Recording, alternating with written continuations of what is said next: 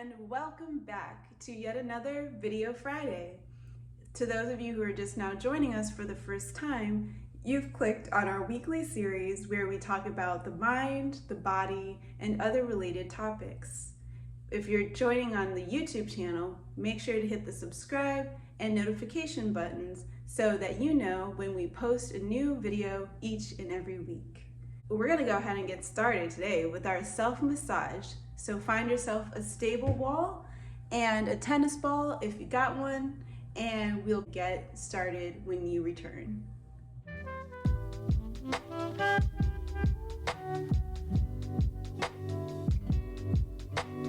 Great. So let's go ahead and get started on releasing the myofascial tissue of the rhomboids. What's myofascia? Glad you asked.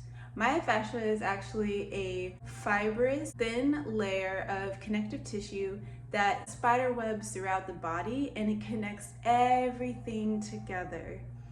Our rhomboids are two muscles located in between the scapulas. They originate at the top of your cervical, so the top of your neck, and they're going to insert into the medial border of your scapula, which you can see very defined on me.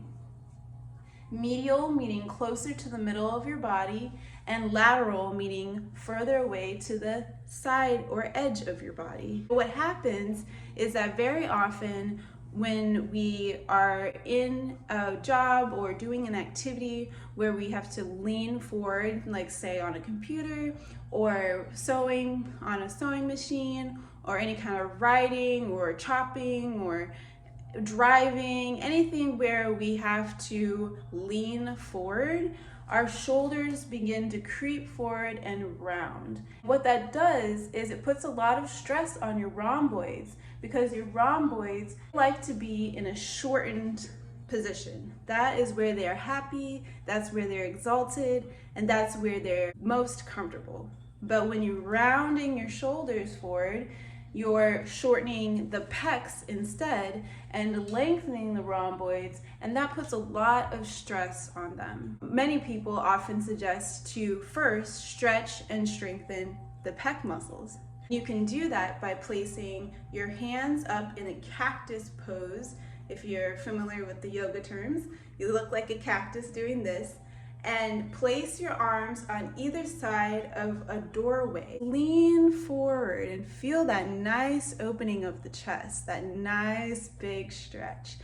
And you want to place one foot in front of the other to stabilize, and then lean into the doorway. And hold for a while, come back out, maybe switch your feet that you stabilized with, and lean into the doorway.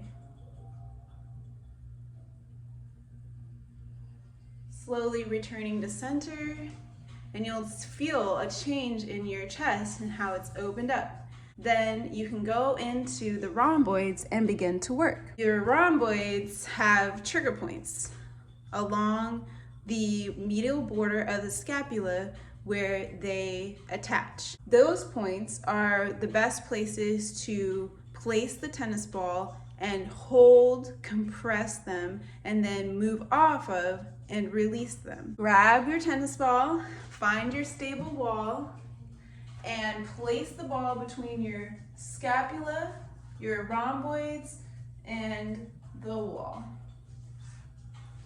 Now when you do this, you want to make sure that you're maintaining a nice upright posture. And if you ever want to move and roll the ball around to different areas of pain, which feels so good, you want to make sure that you're still maintaining a nice upright posture with ease, right? And you're bending your knees to do a nice squatting action instead of leaning into the wall like this, or pushing your pelvis out and trying to lean into it like this.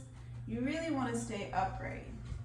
If you want to move the ball around, you just take a nice vertical squat. Great. How's that feeling?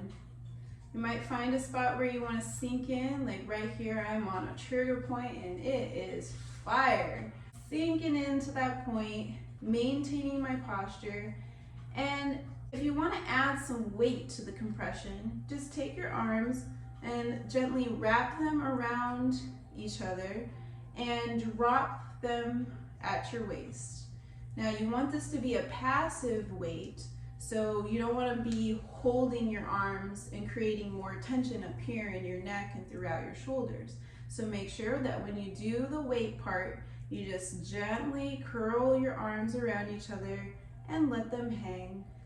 And remember, there are so many other muscles that are located in this area. It may not be the rhomboids that's giving you that discomfort. Just now doing that for even a few minutes immediately gives me more mobility in my shoulder. I feel that I'm actually able to breathe easier because my chest is more open. My rhomboids are able to maintain the posture that they most like to be in. I hope that you found some good tricks today with using the tennis ball. It's such an easy, cheap, portable tool to take with you anywhere. I even suggest taking it with you to your work. 5 minutes, up against the wall, and do 2.5 minutes even on each shoulder. You will feel brand new. It will be, I'm sure, such a great release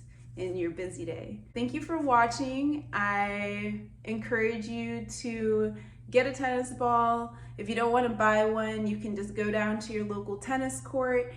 They always have balls that people just throw out after a couple uses, because once a tennis ball gets just a little bit flat, even people just throw them away. So there's always a surplus of tennis balls to grab. Happy releasing. I will see you next week. Take care of yourselves.